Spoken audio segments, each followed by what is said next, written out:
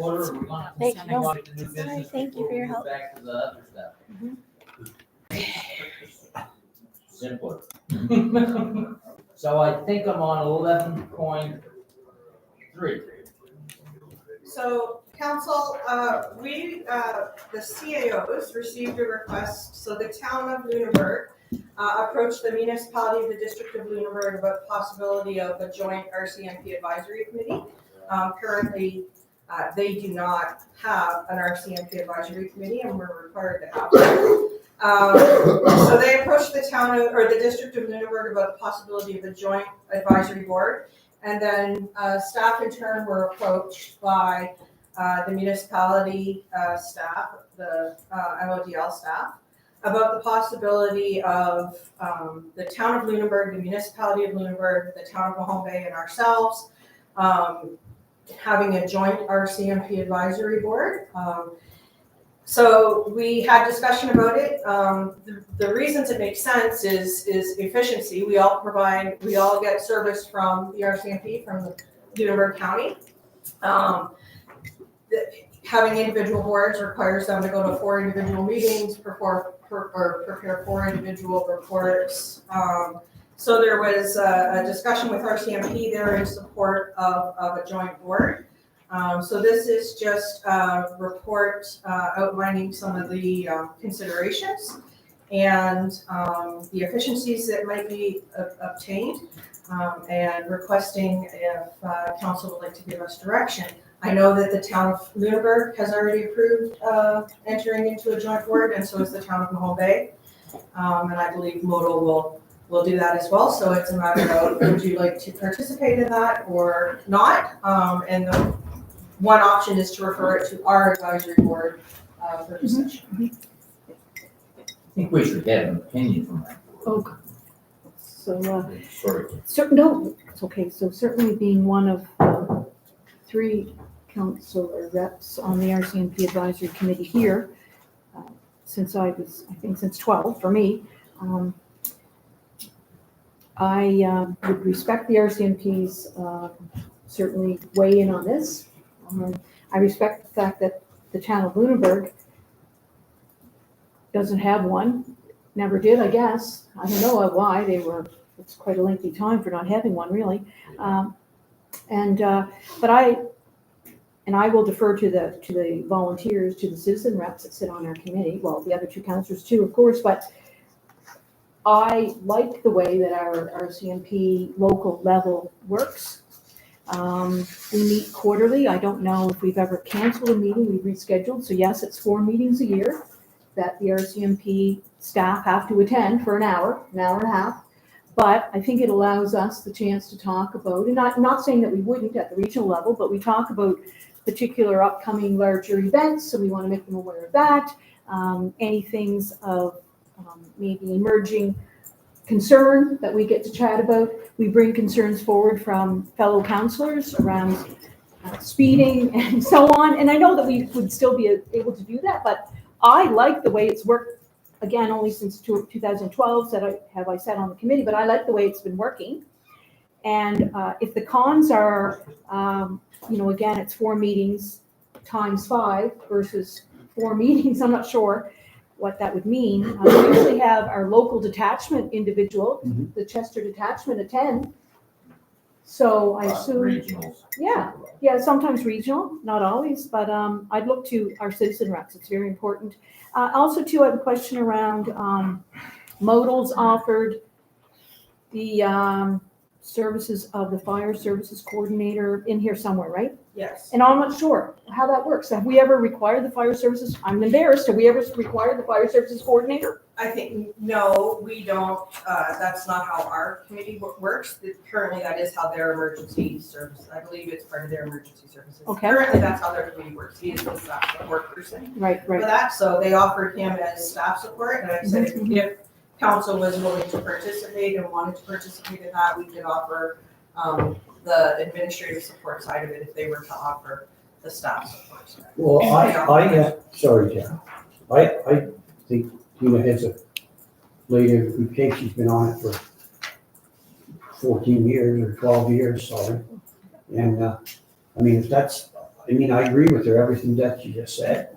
I mean, it works fine for me Yeah. too, but I just think we should refer to the committee. I'd like to hear from the RCMP, you know, what their opinion is on it all. Yeah, I'm not gonna go into detail. I like having it here, and I like that we get to meet them, and community people can talk with them, so I like that way. I understand the aspect of it completely. But I don't think we take that much of the time of the RCMP up in front of either here at a meeting. With what we pay them, I think we really have them here to talk to us individually, not as a group. I like to prefer to pay that way, but I do think we should discuss it at our RCMP. Well, I just think that they should. It's only way to do that. So, yeah. Well, to summarize, I think, I can speak from my own perspective, I have zero interest. And partnering with Modal on this so that we can lose any voice we might have as we had to set priorities as we do in other regional endeavors. So I think, I think I'm on side here. It doesn't sound like really anybody at this table is overly interested, but if we want to sort of consult with the community just to let them know that we're not really interested, but by the way, we were asked, that's fine. But Yeah, I just think they should weigh in on it. I mean, that's, Yeah. yeah. We have a meeting coming up, April 23rd. or Yeah. 3rd. It's one of those, just, soonish. So we yeah. should just refer to them, I think, and then the Manny's can talk to us and they can talk to us, whatever. Back. You want to get someone thrown in jail locally, you speak to other people. So we'll refer to the committee for the time being? Yeah. Okay. Now we're.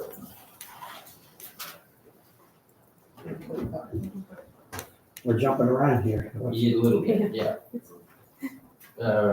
Information services, ortho photography award. Numbers that. 11.5. Dapper Dan. That's why you're dressed up today. Dapper Dan. I always dress up. You just don't see him, he's in the hole. That's right. He's in the dungeon. Cliff can't be here today, nor can Nick, so I'm just going to talk to this a little. It's fairly straightforward. Every 5 years, the ortho photos have to be updated, and we're just in that cycle right now.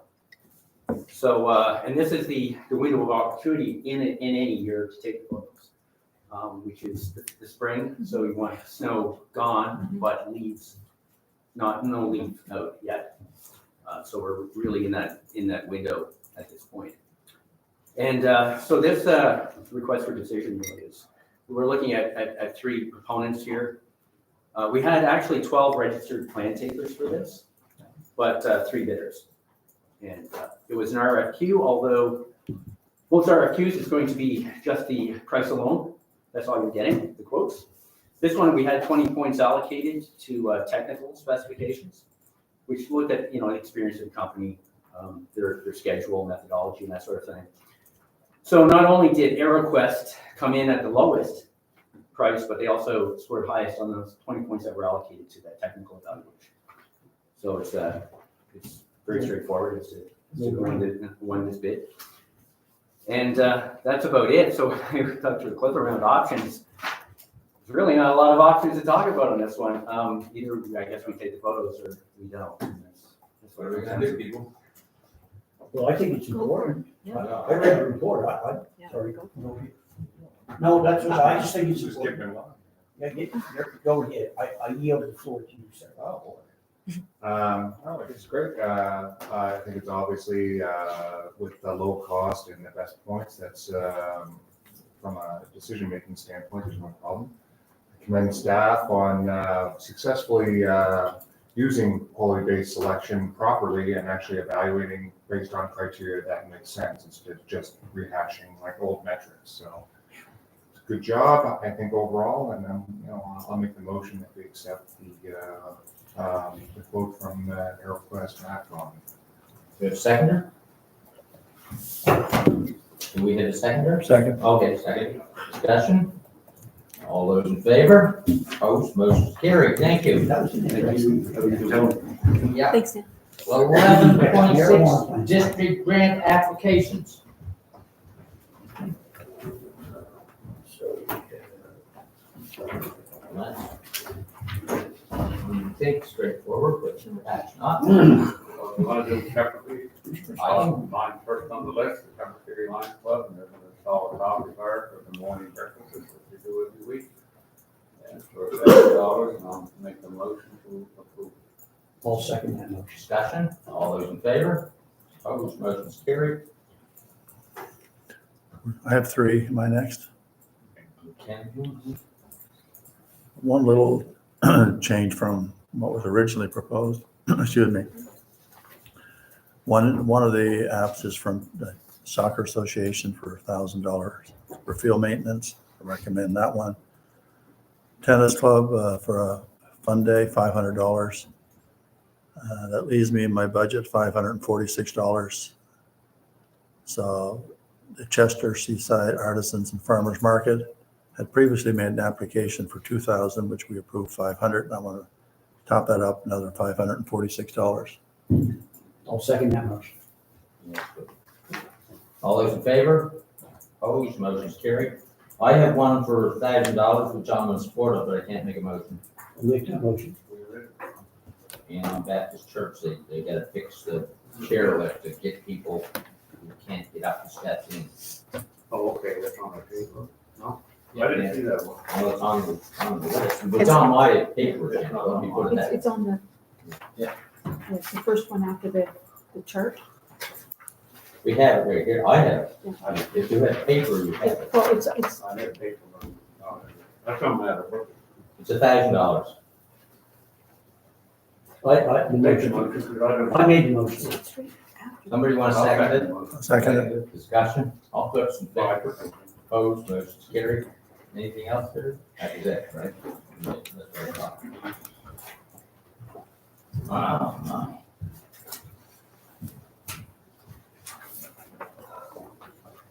Okay. We'll move back up the list to 9.1, I think. Strategic priorities. Yes, so council, I apologize that this came yesterday afternoon, last hour. And I will also note that there was an additional, so you have copies on your desk. There's the updated work plan, so the chart that says Q1, Q2, Q3, and Q4 for this year. And then at the last page of that report or that section, there's also the items listed that haven't been scheduled yet or will be scheduled in some future projects on there. And then also on your desk this morning, you would have seen the updated Excel chart. So all of this has been discussed at a strategic planning workshop. This incorporates the changes that were discussed. These projects will form the basis of the items that you'll see in the capital budget and the operational budget for this year. If you would like, I can highlight some of the changes, or I can open to questions and discussion. Let's go for questions to see, because, I mean, we talked about it over time. It's basically for information, we don't need a motion to approve it, it's just an update on where we are, and this is gonna form part of the budget process. I got a couple of questions Sure. as to where we are. Start off with the uniform signs. That's sort of been sitting for a while. I'm not sure if I see it's now July, September.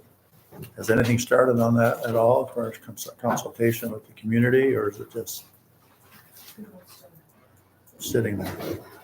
Our last meeting on the uniform signage piece, we had a discussion around fixing some of the challenges that we encountered with the pilot at Exit 6. So particularly when it comes to the makeup of the signs and ensuring that they're sturdy enough and they're not impacted by weather events. And we had some challenges around the contracting side. So I think at the end of that session internally, we had talked about looking at some other options. We had received some quotes back from getting those replaced. So we were going to be bringing the cost for those and the options back to council for consideration and rollout before we proceeded any further. And then the next part of that was engagement with the business community. So we did want to bring that back to council first, I believe, if I'm remembering that correctly, before we went out to the business community, because they for sure will have questions regarding some of those issues that we had at the pilot. Yeah, one of the largest changes was the costing of the signage and the installation and the maintenance piece and that contracting that Aaron was mentioning. So we did want to go to the community and consult if council had any concerns with the cost of implementing that signage program at the other exit. So so that's the timing on there was a report back to council, just do that final check-in before consulting with the business community. That answers your question? In other words, nothing has happened with the, Until they come back to council with pricing. Well, there's work being done, it's Yes. just not going to be ready to come back to council. but no discussion with the community yet. Not yet. No, That was my, I have, it's probably not on, but speaking about signs, I just wish, and I know we can't do it now, but I wish that the welcome to the district, to the municipality at the end of each, like in Martins River in there, they're really nice, but they're not big enough. Like, you know what, you know the signs I mean, right? I Yeah. got 3. Yeah, that's right. I got 3 of I the just 6. had, I had people comment on, they really like the idea. They're not big enough, that's what they say? And I know, They were bigger, we needed them smaller. Exactly. Yeah, We did we come- chose to make I it know. hard to save money. I know. Yeah. But I remember. I know. anyway, Well, that's where we're there. yeah, I know. Just on the signage, there's been quite a few, I think, in my opinion, learning experiences in doing it. I have no regrets doing it whatsoever. I had several complaints, but one of the big ones I think we need to remember, in my opinion, we should not take one of their signs down until we have every other sign up. Yeah. Because that was one of the biggest complaints that I got. We That's moved fair. the sign, and then the other signs went up, and that went on for quite a while, so that was a big problem for some of the people in the summer, which I understood, but it was just lesson learned. Yeah. And, everyone that called, at the end of the day, there was a few business people who were upset. The general public, I've never heard one negative remark from the general public about cleaning up the sign. Well, that's good. So it was a project, but it would have come, in my opinion, and we learned a lot from it, so it makes the next step easy. a lot from it, and there's a lot of lessons learned, and so, I think there's enough lessons learned that it sounds like we're going to suggest some revamps to the program. Yeah. And so that's what's gonna take, if we were just rolling out what we had done there, we probably could proceed faster, but I think we need to, incorporate some of those lessons. I think sign location, I'm gonna make this recommendation. Did you, and I know we don't have them, we sometimes we should, but I think sometimes it's not a bad idea to include counselor. And I can name 10 reasons, but I'm not, I just think it's a good suggestion to go to the site where they're gonna put the sign, because there's all kinds of issues come up, I can tell you, I did. And it's very important, the location of the signs and trees in the way of poles and stop signs and. Not annoying the neighbors. No, you have what we're all- And driveways, very important, that they're back far enough for the car, can get it. It's just all kinds of things like that. And I think our staff, as well as myself, probably have learned a lot from that experience, so, yeah. Well, it was plotted, right? I'm not finished. Okay, Derek, next. I'm looking on the list for the active transportation file. Help me find it. So we haven't got one single active transportation, we broke the sidewalks out.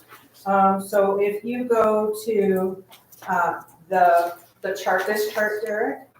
Yeah. And you go to the purple ones, there should be Bear a with me. whole list of sidewalk/AT solutions on the 3rd page of that report. And I broke them all out, so that they're all in there, and it tells you what will be done this year, what is not yet scheduled. So This it's up on the screen. this one that was on your desk this morning, That one, you're right, yeah, that one. so the 3rd page, We just got this morning. I wouldn't mind if we bring this back another day. and we will have a chance to discuss it still during the budget process. Okay, I'll take a look at that.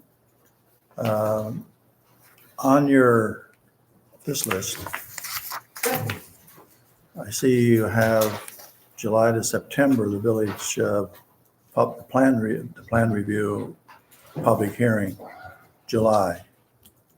Is there some thought that might be sooner than that, Garth? Get to the, It could be. Yeah, it could be, yeah. I'd like to move that up to April, June slot. I think we can get that done in June based on the way things are moving. It depends how it goes when we come back to council. So we're Yeah. coming back to council at the end of April to report on. We don't want too many changes, then you Well, want it depends how many changes there are. And then we'll Understood. go back for first reading. Yeah. And I think that's what we had tried to So it's do. right when we on the scheduled line, this June, is- July, yeah. yeah. Anyway, I know we haven't lost sight of it, but we get that done in this session.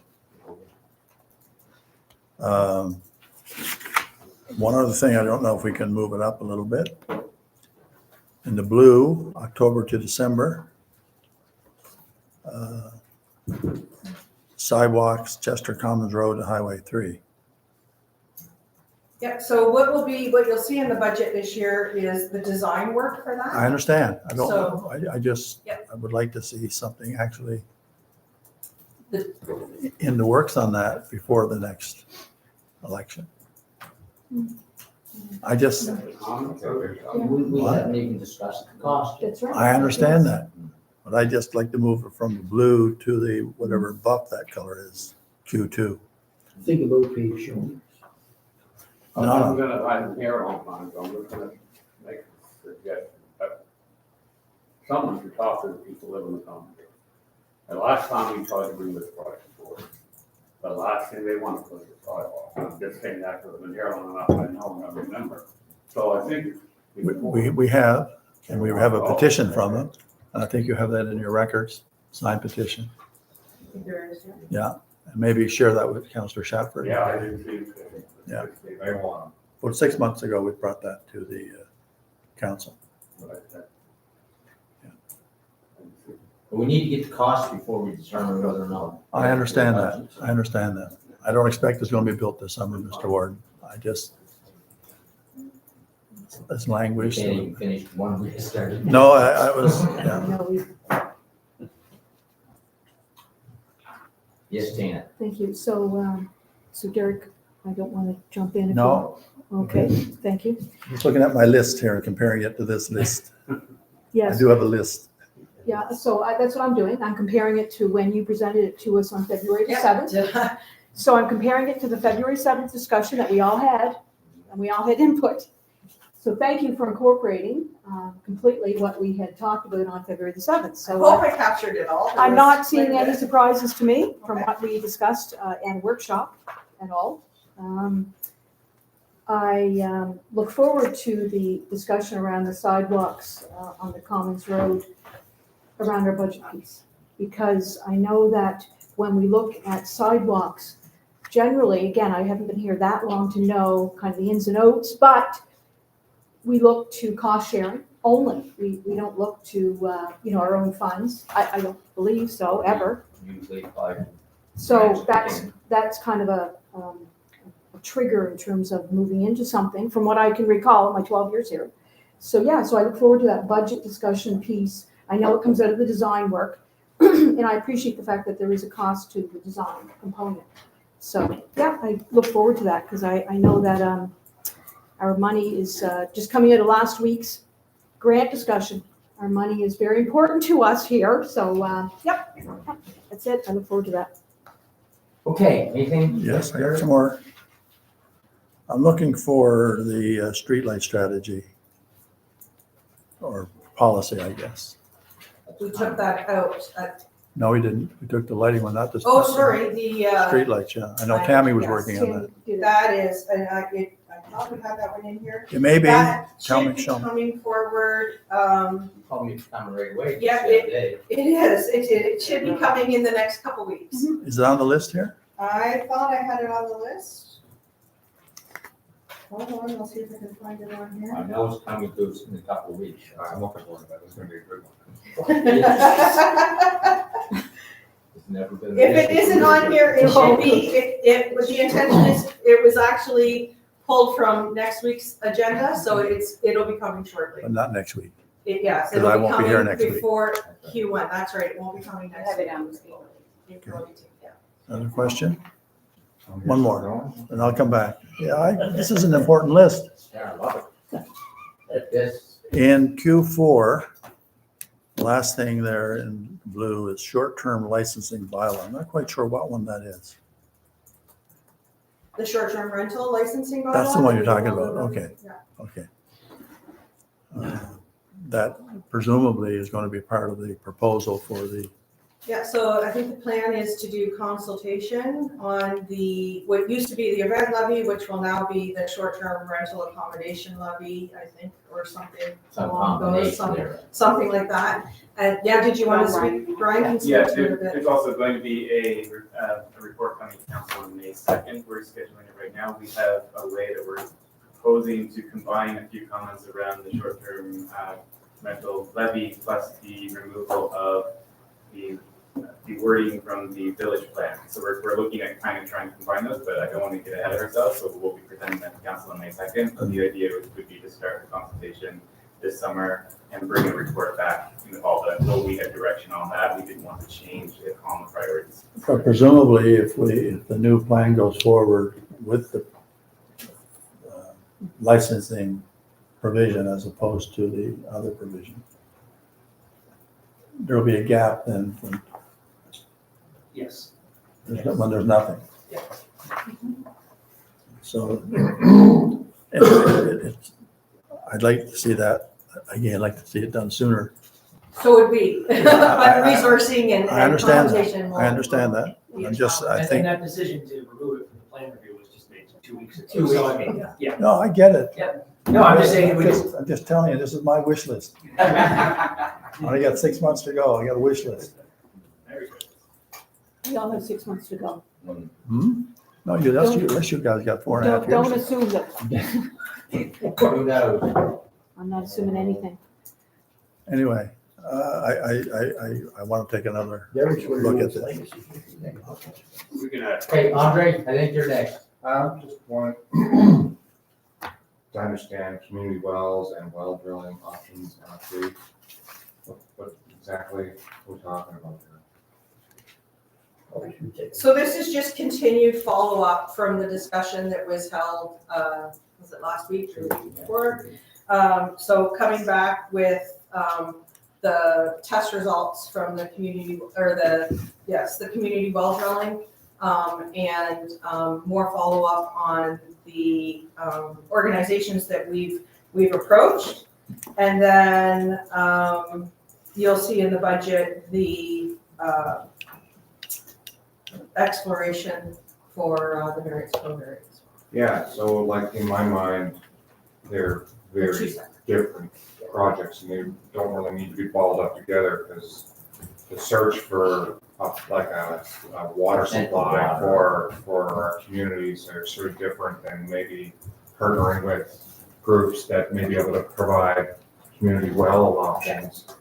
And just, yeah, I think I got from the last meeting that I'm not alone in being a bit foggy on exactly how we're interacting with our volunteer community centers and various other community groups that have infrastructure. And I feel like that seems like a project that seems like a project that should be easier to roll out. It's more like agreements and like stuff like that, whereas the other ones are way more technical, a lot of like interdisciplinary, things happening there. So it just, to me, they should be broken apart and we should get a little. They are two I did separate. break them apart in here, I missed it on the chart, so I can break them apart on the chart, but they are two separate. Yeah, and then where is it then on the other legislation?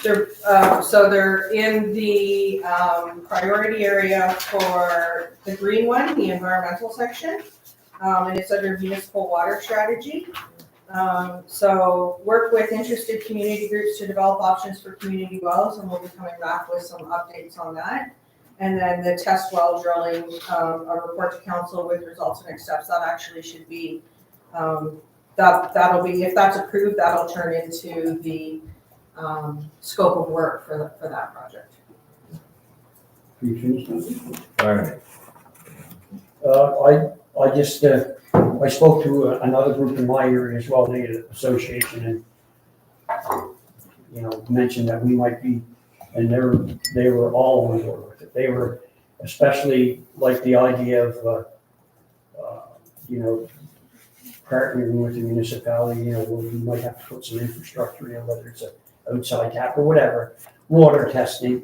I just think that's, if we can make this work, this is probably the easiest and the best way to do it. I mean, I know we want to explore drilling holes in different places, but as long as we said this, I mean, I can't speak for other councillors, but I'm sure they're, once Fred, when he sends out, or if he has, and mentions to the organization, and it was pretty vague, but I think we need to get down to brass tacks with it and say, okay, are you, how much is your interest? And if your interest is high, we'll explore what you need there. What do you need? What can we do as a municipality? And, because I know that the fire department said they were interested, but they needed more information. Anyway, so that's on. Yeah. Perfect. Okay. Anything else, people? Huh? Okay, good enough.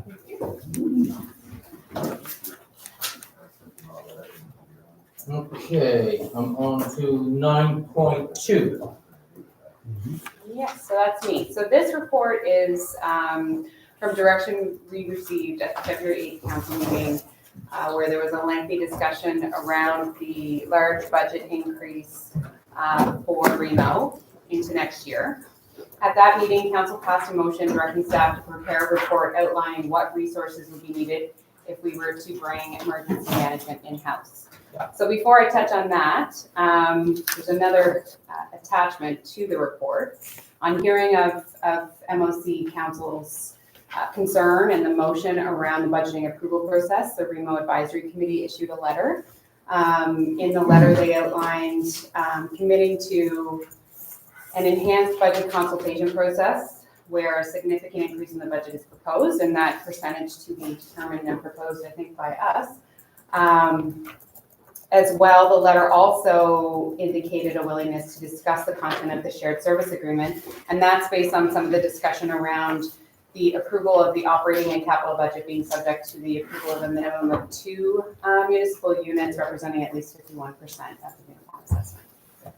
So in the report staff have presented, we've outlined the resources and costs that we currently have being part of Remo, which costs us $124,000 for the 24-25 fiscal year, and an estimated cost to bring emergency management in-house, which is our recommended amount of resourcing that staff would consider to be the minimum level, and that would cost the municipality approximately $227,000, according to our estimate. I can run through on page 4 of the report a comparison of what that gives us in terms of service level.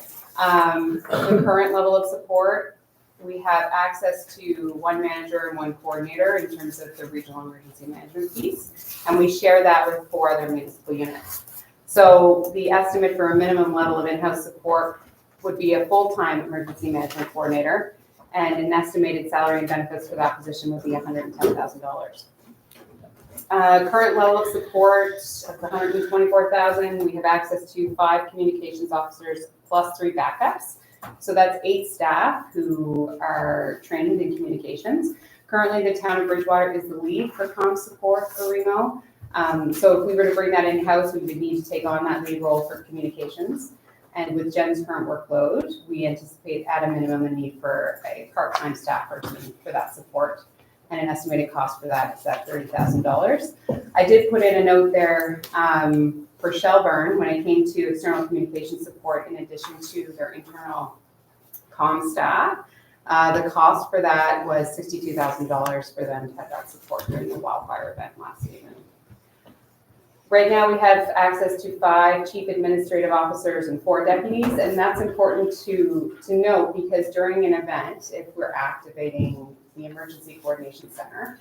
The CAO and the deputies are the only ones who can be incident commanders and make the calls on whether or not we're going to do a state of local emergency, bring that to council for council to pass that motion, as well as directing staff in the Emergency Coordination Center. So bringing that in-house, that reduces that to 2. So going from 9 to 2, the concerns around that would be if we have an event that's affecting current staff, and at that I have outlined in the report as well in terms of the possible repercussions on that in running a center. Say I'm affected if there's a wildfire in Mill Cove, then that leads to just Tara for being the one who has to maintain the operations of the Emergency Coordination Center as well as maintain our municipal operations and maintaining the critical services to residents. Right now, we have access to 7 assistant emergency coordinators. They operate on a rotational on-call basis on the weekends. So right now, it's one weekend every 6th weekend, the AEC has to work on call. So currently, if we were to bring that in-house, we right now only have 1 primary and 1 backup.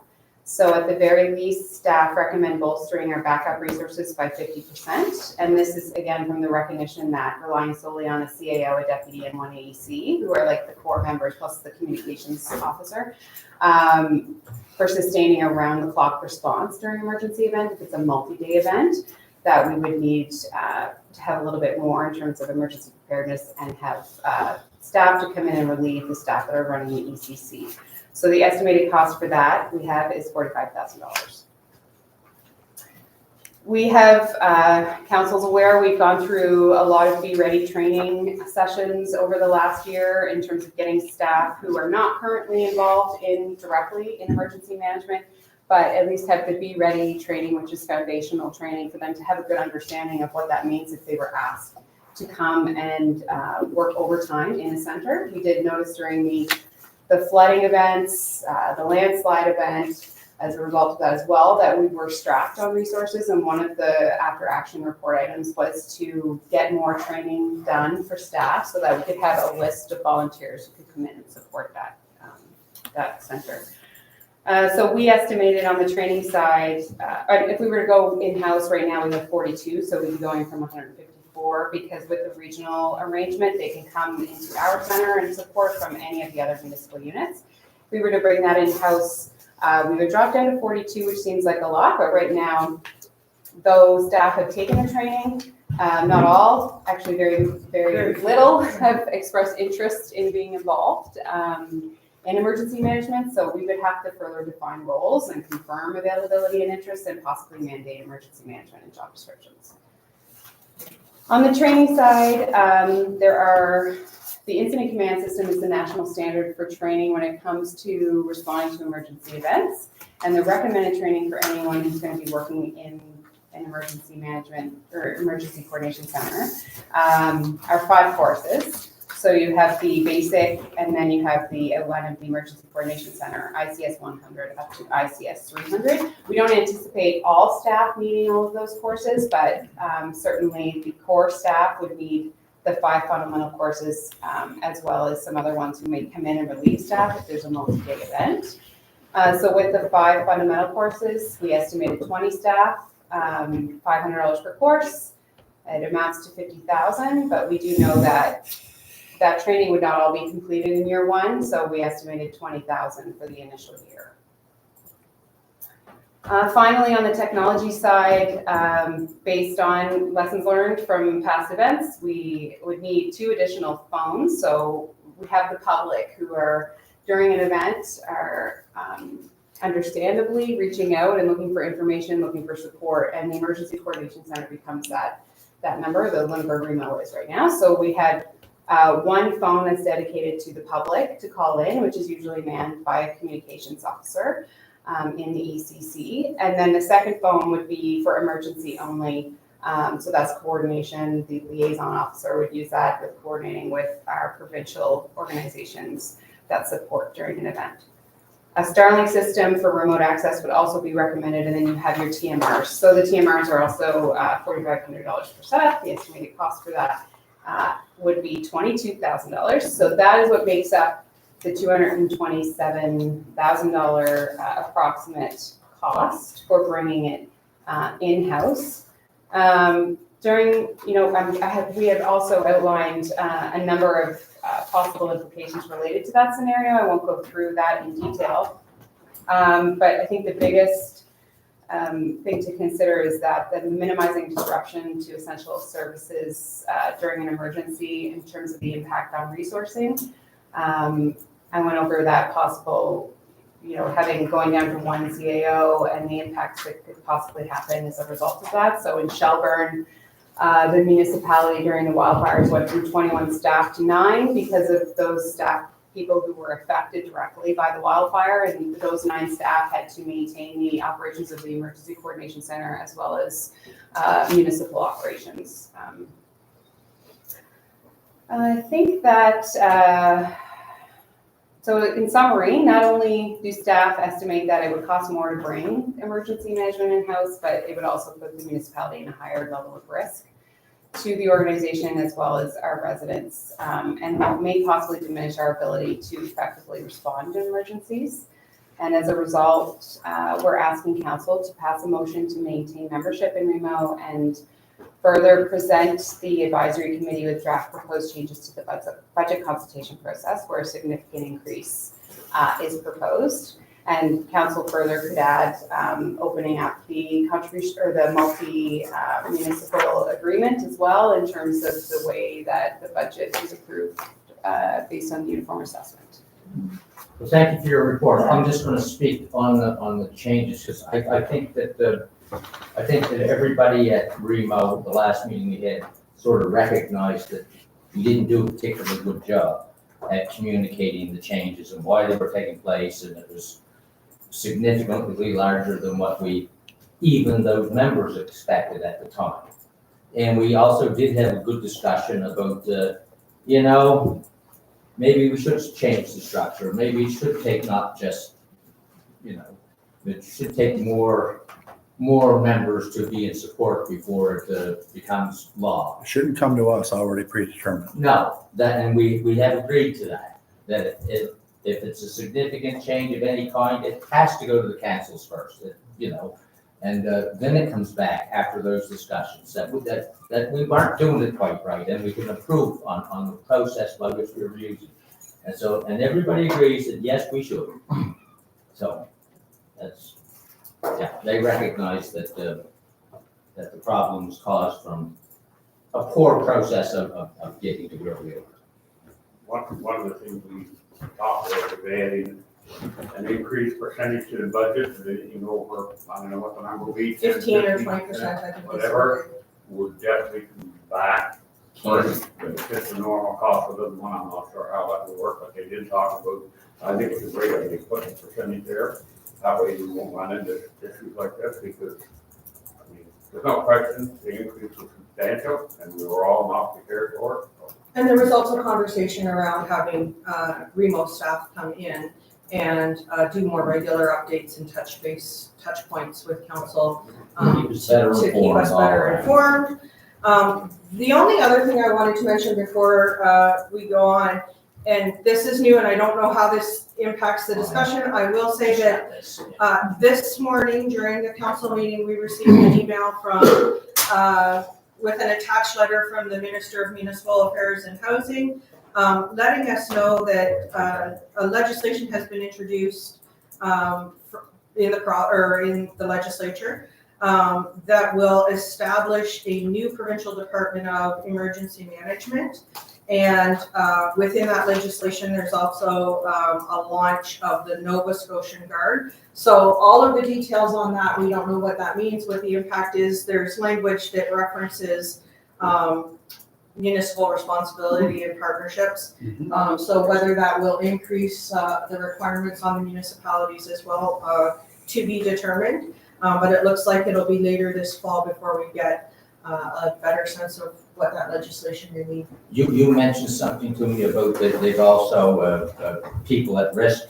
The vulnerable persons registry was mentioned in the letter. Yeah, they're going to be required to do that. Good. Which is part of what we were planning to do. And I think that what that letter, the way I read it, Nova Scotia Guard is almost like what I've discussed. Like we know our communities. Like, you know, maybe they're getting that remote, maybe not the answer. Maybe the answer is hit boots on the ground in each local community. That's the way that's the way I like it. I quickly read the legislation and it specifically refers to emergency remo committees, or remo organizations. And it, one of Not all the things places that's in have there is. remote. No, Yeah, it's not gonna all have places that. have So remote, it but it can't does possibly be specifically. saying that it has to be regional. No. Anyway, we have the Yeah. staff report, that's what you asked for. I mean, I looked at the staff report and every event is here, basically you can get on the Weather Channel, except for the one activation. It was a full activation. And I mean, that's really not, I mean, they basically send out a weather forecast in most of those cases. But anyway, that's all I have to say. I have a question. Yes. Because I know this is gonna be a bit of a dialogue and I'll have more, but I have a question. So on the first page, last paragraph, last line. This agreement provides for the municipalities to render mutual aid with respect to personnel and equipment during an emergency. My question would be is, do we need an actual agreement to render aid to a fellow municipal unit? So for example, if Kings or Hants or, if we had a fellow municipal unit in dire need, an emergency, do we need an agreement in place before we can jump in and send staff, emergency equipment, talk to our fire departments, et cetera, et cetera, et cetera? No, you don't, but if everybody else is involved in a mutual aid agreement, they're gonna look after them first. And the same thing can be said if we need provincial resources, we don't wanna be competing with Remo to get them to Chester. You know, like, and, Don't we have to see what this new provincial legislation is all about?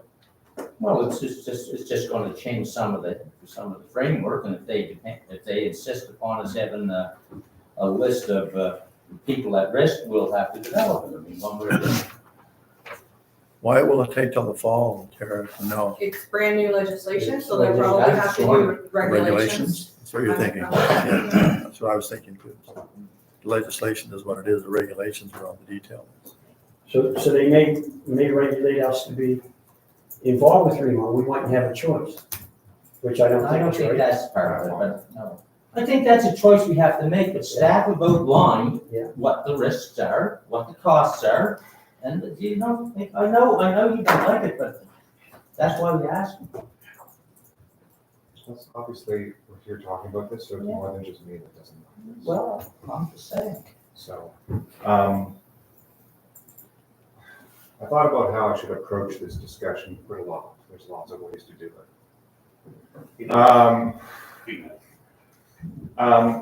So first I'll go back to what precipitated this discussion, and you touched on it in your opening monologue. That, you know, the decision came to us as a sort of non-decision because the decision was made. And so the process by which this fairly substantial, not fairly, more than doubling of the budget came to us as a fait accompli. It was done. And it really didn't matter how we felt about it. We were proceeding. That message was made clear by the coordinator when she was here. And as a person in a partnership in my business, I know that if I had a 30% stake in any venture and the venture was going down a road that I didn't want to go and I voiced my objection and they didn't care and they proceeded anyway, I would be rethinking my participation in that venture. That's just the way I am. And I think a lot of people would feel that way. The second issue is the actual decision to increase the budget. I don't think to this day actually has been fully explained. And I looked very carefully at what it is that we're paying for in this doubling of budget. And I don't actually see any expanded services. I don't see any improvement on service level. It's not there. And we had the coordinator in here, and I don't think she explained exactly how we were getting benefit for our contribution of all those extra monies. So there's two sort of primary issues that led us down to this road to have this discussion now. One, why do we want to proceed anymore with this? You know, this is for you, Jennifer. I feel like this report, it's clear to me that staff want a certain outcome. And this report, I feel like it's trying to guide us toward that outcome. But, you know, I question whether we want to be in a partnership where we don't get a say, or if our partners don't really value our opinion. And if they're willing to continue down the road of hiring another staff person and carrying on with a more than doubling of the budget, even though at this point, as of a month ago, they knew that we weren't happy at 30% plus stake in this venture, I feel like that's a big problem. So I recognize there's a value to being in a regional association. I'm not ignorant of that. But if our partners are unwilling to step back from their decision to more than double our budget without our consent, and actually come in and have a meaningful dialogue with us first, so walk away from that decision, put it on hold, have a meaningful dialogue whereby we actually have consent, then I would be willing to invest the extra money to have autonomy. I don't feel like the amount that is outlined in this report is accurate. And I'm not gonna, I thought hard about whether I should drill 100 holes in this report today, but I'm not going to do that. What I'm going to do is just say, I think that we have a problem structurally with our agreement with the other parties, and that if they want us to remain in this agreement with them, then they should be willing to go back and say, we're going to step back from this decision that's caused the strife, put it on hold, and actually come in and have a meaningful discussion with us and explain to us why we should be on board. If they're willing to do that, I'm willing to be in favor of Remo. If they're not willing to do that, then I want to have a different discussion. Makes sense. I don't know, I trust the staff report. I just make a comment. The way we do business at our committee meetings, this was unexpected. Okay, if you use, I'm just gonna bring up Region 6, library board, whatever. We go there, we support them financially. You bring back a library report with a recommendation for an increase in the budget, right? Okay, if we say no, we can opt out of it. Libraries, again, But I mean, I just want to say, I don't see the difference, and I know we're criticizing the budget, what happened with the increases. We're addressing that issue by big increases. If Region 6 is back, I'm not sure how it works, but they just come back with recommendations, they don't come back there for approval, is what Region 4. It's approved, I recommend to approve. And that's what we brought back for, recommend. By your own words, you didn't even understand it. Oh, listen, I said that the amount we increased, right? The amount we increased is ridiculous. We're trying to address it. If you're on, anyone who's on a Region 6 and they decide to put it up 100,000, that's the same, they could do that the same way, because the structure's wrong. You don't have something in Region 6 or these other ones that say, come back with this or that. And that has nothing to do with it. I'm just trying to point out, yes, we brought back with that, there it is. As far as the Remo goes, we have to make a decision. You lead towards you didn't completely trust the report. I do trust the report. Not maybe there might be something there I don't understand. Again, maybe I think we need a Remo. I don't know how we can move forward without it. If we decide to go with it, that's fine. If we count 100%. We need to have some time to make up that decision. But I am going to ask one thing here, that we don't make that decision today. Because it's a huge one. I don't care if it's in favor or against. by the majority. But we're missing a counselor, and that type of thing I defend when you're not here, Oh, yes. and when you're not here. That's fair, We should sure. not make a decision of that size, but a full council here. That's why. Tina's next. I just want to speak to something that Floyd had said, Yeah. and that's the Region 6 and the library. Yeah. Region 6 I can't speak to, but library, I believe the difference would be, and if Tim was here, he could use better words, but the library piece, we're required. I mean, it's part of our mandatory Okay. required expenses, which is kind of a bad example in terms of the budget, because I missed the budget meeting last week of the library board because we had FAC. So next week, or 2 weeks' time, I'm gonna be bringing a committee report from the library where the library board approved its budget. And again, we're mandated as part of the provincial Okay. requirements. I don't know that Region 6, It is. okay, The committee still gets to, with the library board, the committee Yeah. still gets, the board still gets to Yeah. determine level of service. that's right, level of service. So again, if we don't want the bookmobile, if we don't want this, we don't want that. But, so with all due respect, Deputy Warden Shepard, the analogies around the requirements in terms of being in terms of a formula and a budget and so on with the library in Region 6. Fine. Thanks. Okay. Derek? Just 2 points. Deputy Warden Shatford, the not making the decision today, I'm in favor of that. I think nice to have full council here for this. But I do agree with Andre's point, and I think we all agree that the process was wrong. Yep. And have Remo in, ask them to walk it back as a 30% partner and to be treated the way we were treated, in my view, is totally unacceptable. The whole process has to change. 20% is still a substantial increase if you say you're going to cap it at 20%. I don't agree with that either. We haven't. I understand that. I know that. So you got to make it a lot less than that. Well, what's the downside? If we're going to put it off anyway, ask Remo to come in and walk back their decision and have that discussion. I mean, if we're going to be, if we're a 30% shareholder, we deserve to talk to the whole group. And I'd like to get them in. You know what's happened to everyone. Yeah, I don't know how you'd have to request a joint meeting with the committee. We did it once at Mahone Bay Center. We had I a joint think it meeting was with very- Remo at the Mahone Bay I think it Center. was very clear, well, at least it was very clear to me. We did it before.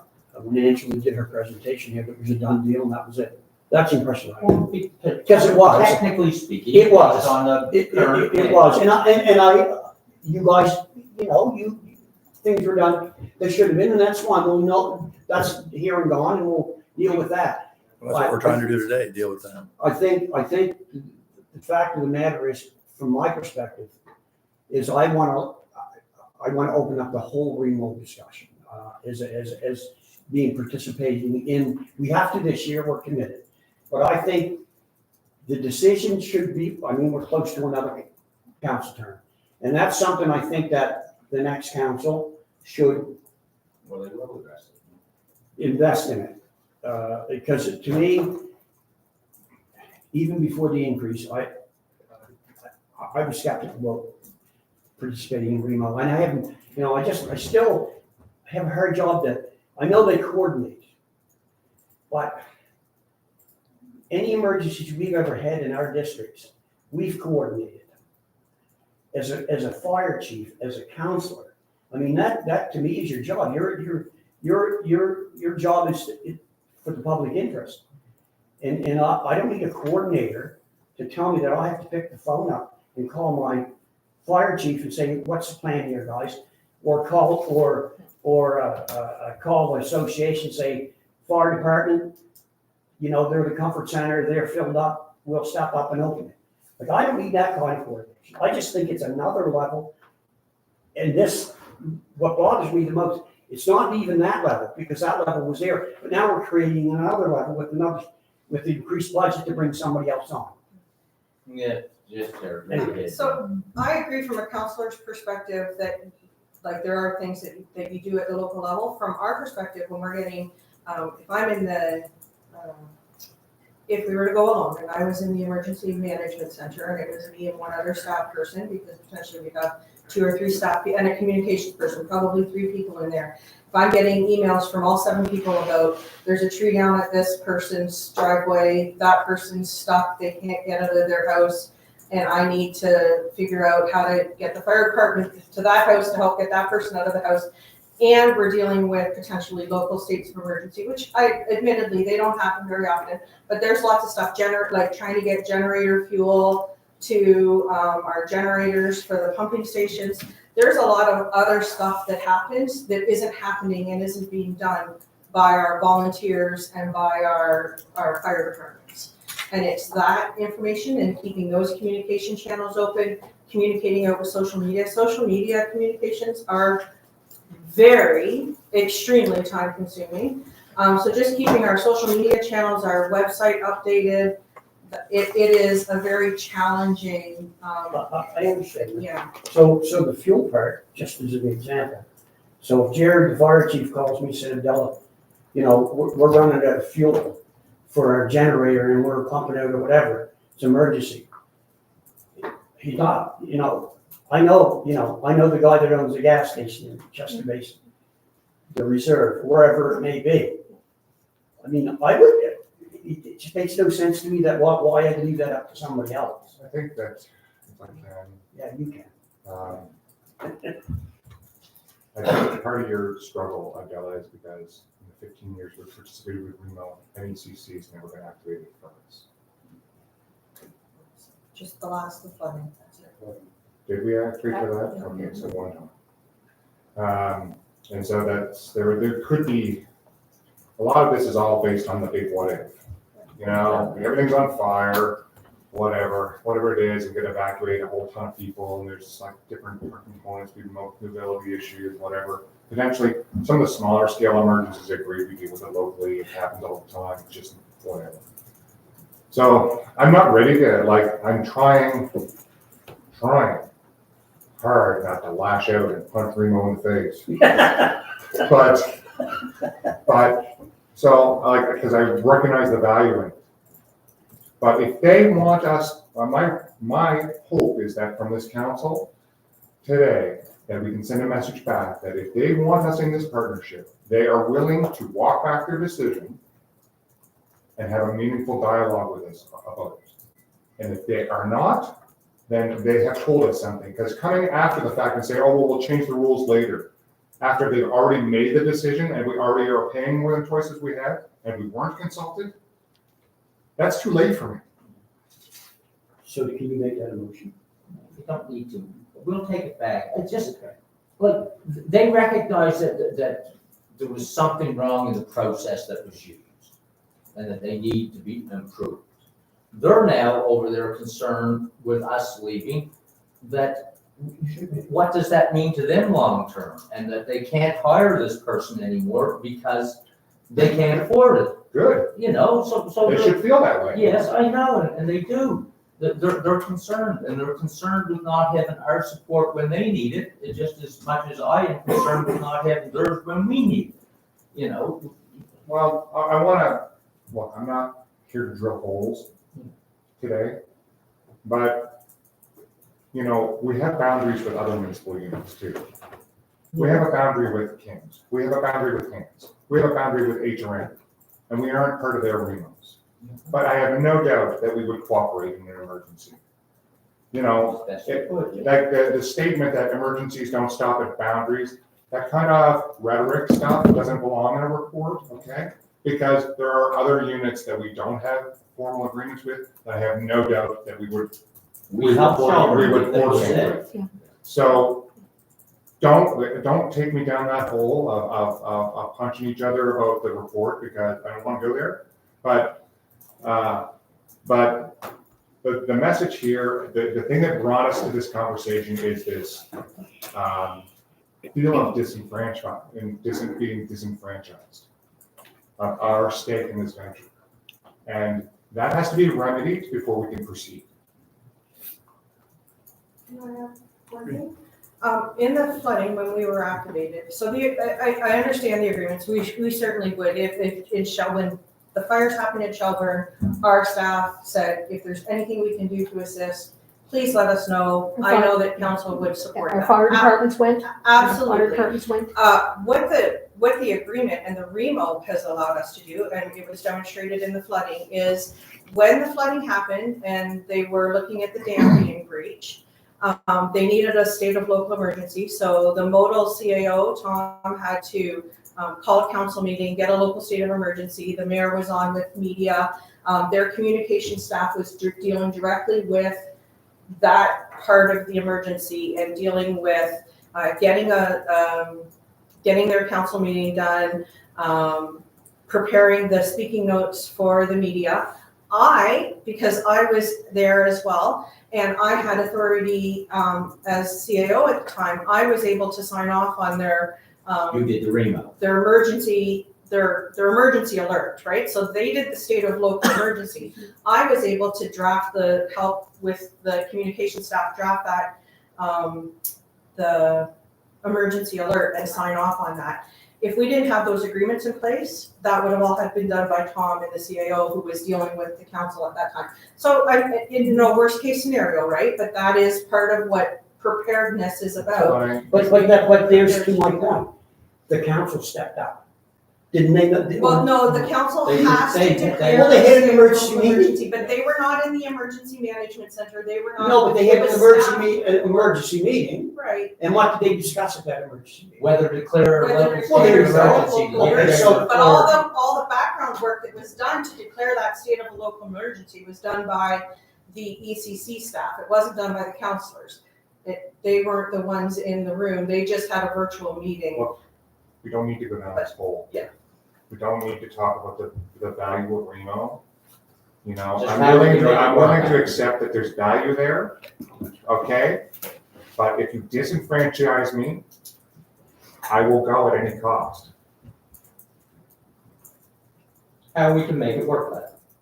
But not going forward. I want meaningful participation in a major decision that was made without our input. And if they're unwilling to do that, that's a message they're sending. So that's the message I'm sending back, or we're sending back, and hopefully through you.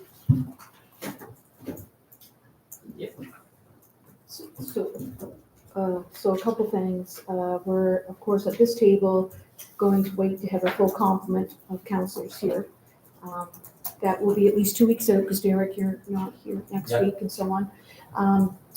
And the reference was made to full gathering of, or us at the table or us at the discussions, in terms of REMO, the advisory committee, staff, and so on. So was it not, there was a REMO gathering during my time here, and it was an evening, and it was probably 16, 17, or 18, somewhere in there. And it was at the Home Bay Center. I'm sure it was REMO. No, that was shared building service. Shared Building Services, I'm sorry. So that was, how many municipal units? I think the 5. So 5 municipal units were there at a gathering to talk with shared building services, and the shared building services committee of some sort. Was there a committee? Yes. So I guess I'm getting to the point that it can happen. It can happen. Well, I don't know if we need 5 councils on. I don't know either, but it can't be said that it can't happen, right? So. No, but I guess the representatives from Remo would, like, if they had that discussion with us, and I think they would, then they would probably feel as though, okay, well, yeah, but now we'll go back to MCAS and see if they bring it through, because that's just the way the world is. Well, that's what happens when we make bad decisions. There's repercussions. This is the repercussion. Fair. Maybe we do need a broader discussion on how we move forward, but, absolutely, I think we do. I think we do. If this discussion is live, they'll know, I don't have to tell them what happened. I'm sure they're all listening. Hello. And You're in the camera. You must be like a TV guy. Anyway, that's it for this. Okay. Well, I mean, we're waiting for Sharon to get back, and Yeah. we'll have a discussion with them about, this is where council is at the moment. So I just want to actually get back to Bella's comments around the vulnerable population, or actually you opened it.